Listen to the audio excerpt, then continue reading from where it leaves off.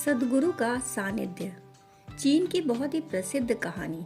एक बार एक युवक गुरु के पास पहुंचा और कहा, मुझे सत्य के संबंध में जानना है, मुझे सत्य जानना है।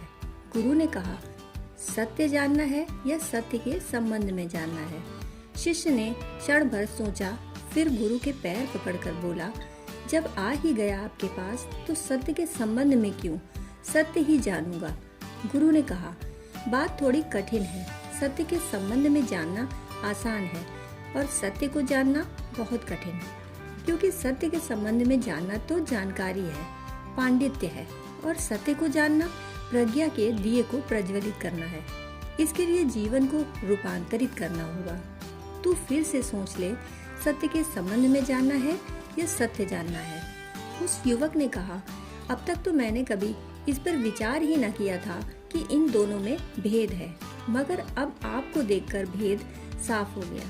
मैंने बहुत से पंडित देखे, सत्य के संबंध में जानने वाले बहुत से लोग देखे, और अब तक सोचता था कि यही जानना है।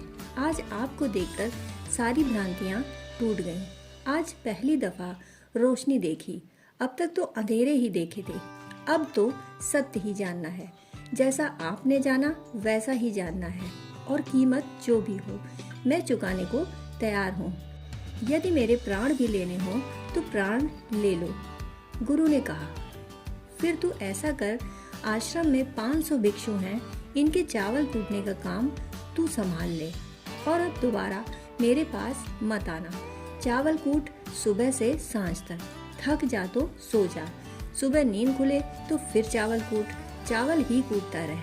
अब न कुछ सोचना, न कुछ विचारना, न ही किसी वाद विवाद में पड़ना। तेरी यही साधना है, और अब लौटकर मेरे पास मत आना। जब जरूरत होगी मैं खुद आ जाऊंगा। गुरु चले गए। ऐसे ही 12 वर्ष बीत गए। युवक चावल ही कूटता रहा, चावल ही कूटता रहा। थोड़ा सोचो, सुबह उठ आना, मुंह अंधेरे जब कोई भी न जागा हो, चावल कूटने में लग जाना, क्योंकि जल्दी ही भिक्षु जागेंगे, उनका नाश्ता तैयार होगा, और देर रात तक चावल ही कूटते रहना। बड़ा आश्रम 500 भिक्षुओं का इंतजाम था, और जब थक जाए तो वहीं सो जाता था, उसी कोठरी में जिसमें चावल कूटता था। सुबह जब भी आँख खुलती तो उठकर वहीं चावल कूटना शुरू कर देता था। थोड़े दिन तक तो पुराने विचार चलते रहे, लेकिन जब विचारों को रोज नया नया भोजन न मिले तो वे भी अपने आप ही क्षीण होने लगते हैं, अपने आप ही दुर्बल हो जाते हैं, निष्प्राण हो जाते हैं। चावल ही कूटना, विचार की सुविधा भी कहाँ थी। धीरे धीरे विचार क्षीण होते गए, लीन होते गए। वर्ष 2 वर्ष के बाद तो बस चावल कूटना ही शेष रहा। चुपचाप, मौन और चित्त खो गया। 12 वर्ष बीत गए। 12 वर्ष बीतने के बाद गुरु ने एक दिन घोषणा की कि अब मेरी मृत्यु करीब है, और मुझे एक ऐसा व्यक्ति चुनना है जो मेरे जाने के बाद इस आश्रम का प्रधान होगा। मैंने यह व्यवस्था खोजी है कि जिस व्यक्ति को अनुभव हो गया हो वह मेरे दरवाजे पर रात में 4 पंक्तियां लिख जाए, ऐसी 4 पंक्तियां जिसमें उसका सारा अनुभव समाहित हो। बहुत से लोगों ने सोचा, जो प्रधान पंडित था आश्रम का, उसने 4 पंक्तियां जाकर लिख दी। पंडित तो शब्दों के धनी होते हैं, शास्त्रों के ज्ञाता होते हैं, उनसे बड़ी सार की बातें लिख ही कौन सकता है। उसने बड़ी ही सार की बातें लिख दी। उसने लिखा कि मन एक दर्पण है जिस पर विचार की, विकार की, वासना की धूल जम जाती है। धूल को झाड़ देना ही ध्यान है। जिसकी धूल झड़ गई और दर्पण निर्मल हो गया, वही मोक्ष को उपलब्ध हो जाता है। बात लिखी तो पते की थी, बात तो कह दी कहने योग्य। लेकिन जब गुरु सुबह उठा और उसने द्वार पर ये 4 पंक्तियां लिखी देखी तो उसने कहा, यह किस नासमझ ने मेरी दीवार को गंदा किया है। पंडित भी डर के कारण दस्तखत नहीं कर गया था। उसने भी होशियारी की थी, करनी ही पड़ी। पता तो उसे भी था कि मुझे अभी पता नहीं है। यह तो सब शास्त्रों का निचोड़ था। ऐसा दर्पण जैसा चित्त उसका भी अभी न हुआ था।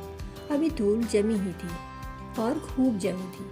जितने शास्त्र बढ़ते गए थे उतनी ही धूल जमती गई थी। दर्पण तो ना मालूम कहाँ धूल के अंबार में खो ही गया था। यह तो शास्त्रों का सार लिख दिया था उसने। यह उसकी अपनी प्रतीति न थी, उसका खुद का साक्षात्कार न था, यह अपना अस्तित्वगत अनुभव न था, वह स्वयं इसका गवाह न था। ऐसा ज्ञानियों ने कहा है, पढ़ा लिखा आदमी था, तोते की तरह रटा हुआ लिख दिया। चूंकि सुंदर शब्द जानता था तो सुंदर पंक्तियां रच दी उसने। डर की वजह से दस्तखत नहीं कर पाया था। उसने सोचा, मन तो चालबाज होता है, चालाक होता है। अगर गुरु प्रशंसा करेगा तो मैं घोषणा कर दूंगा कि मैंने लिखी है, और अगर गुरु कहेगा कि नहीं, ये पंक्तियां ठीक नहीं, तो मैं चुप ही रह जाऊंगा, बोलूंगा ही नहीं कि मैंने लिखी है। मन सदा बेईमान है। मन जितना पंडित हो जाता है उतना ही ज्यादा बेईमान हो जाता है। साधारण लोग इस जगत की साधारण सी बेईमानियां करते हैं, लेकिन पंडितों के चित्त परमात्मा तक के साथ बेईमानियां करने लगते हैं। गुरु के साथ भी पंडित शिष्य बेईमानी कर गया। सारा आश्रम चकित था, क्योंकि सारे आश्रम के लोगों को लगा कि ये पंक्तियां सुंदर हैं। इससे श्रेष्ठ अभिव्यक्ति और क्या होगी।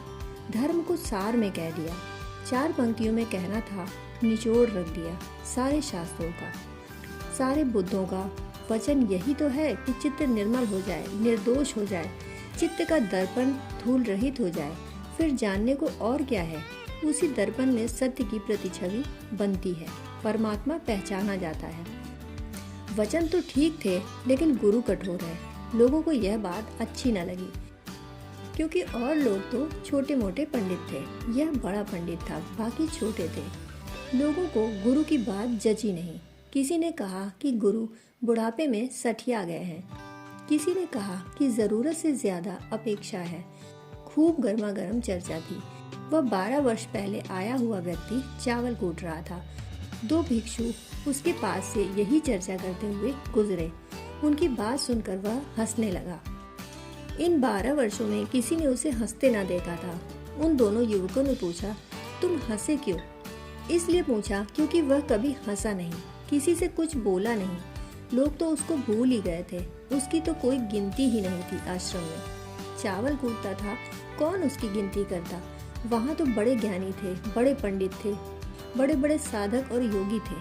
कौन इस चावल कूटने वाले को पूछता। इसकी तो गिनती साधुओं में ही न थी, भिक्षुओं में भी न थी। यह तो नाम मात्र का भिक्षु था। इसका कुल काम चावल कूटना था। न कभी इसे किसी ने शास्त्र पढ़ते देखा, न ही कभी इसे किसी ने ध्यान करते देखा।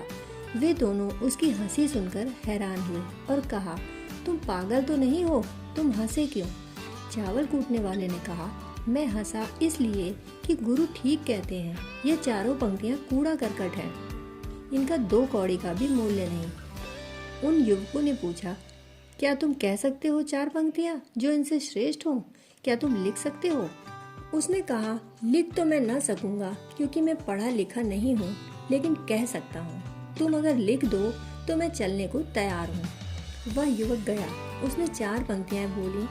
किसी ने दीवार पर लिख दी और उसके दस्तखत भी करवा दिए। यद्यपि वह दस्तखत नहीं कर सकता था। उसने 4 पंक्तियां कौन सी लिखी? उसकी पंक्तियां बड़ी ही अद्भुत हैं, जैन साहित्य के इतिहास में बेजोड़ हैं। उसने लिखवाया, मन का कोई दर्पण नहीं, धूल जमेगी कहाँ। जो ऐसा जान लेता है वही सिद्ध है। मन का दर्पण ही नहीं है तो विचार की धूल जमेगी कहाँ। जिसने ऐसा जाना उसने ही सत्य जाना। उसने कहा कि मेरा नाम भी लिख दो। जब गुरु ने ये पंक्तियां देखी तो वह आधी रात को उस युवक के पास पहुंचा, उसे सोते से जगाया और उसे अपना डंडा देते हुए बोला, यह ले मेरा डंडा और चोंगा और भाग जा यहाँ से। अभी आधी रात है, जितनी दूर जा सकता है चला जा, इस आश्रम से बहुत दूर। तू मेरा वसीयतदार है। मैं जानता हूँ कि इस आश्रम में बहुत से पंडित हैं, वे तेरी हत्या कर देंगे। वे बर्दाश्त न कर सकेंगे कि चावल कूटने वाला महाज्ञानी हो जाए। तू भाग जा, जितनी दूर भाग सके निकल जा पहाड़ों में। तेरे पास मेरी संपदा है, तूने पा लिया है, चावल कूट कूट कर पा लिया। हम क्या करते हैं इसका कोई मूल्य नहीं, किस भांति करते हैं इसका मूल्य है। अगर हम गेहूं भी बीने आनंद मग्न हो, शांत चित्त से समर्पित हो, ध्यान पूर्वक बोध को रखते हुए, तो बस गेहूं बीनते बीनते ही सारे जगत की पहेलियां सुलझ जाएंगी। जब हम किसी सद्गुरु के पास हों तो जीवन के सारे छोटे मोटे कृत्य भी बड़ी महिमा से गौरवान्वित हो जाते हैं। दोस्तों, कहानी सुनने के लिए आपका बहुत बहुत आभार।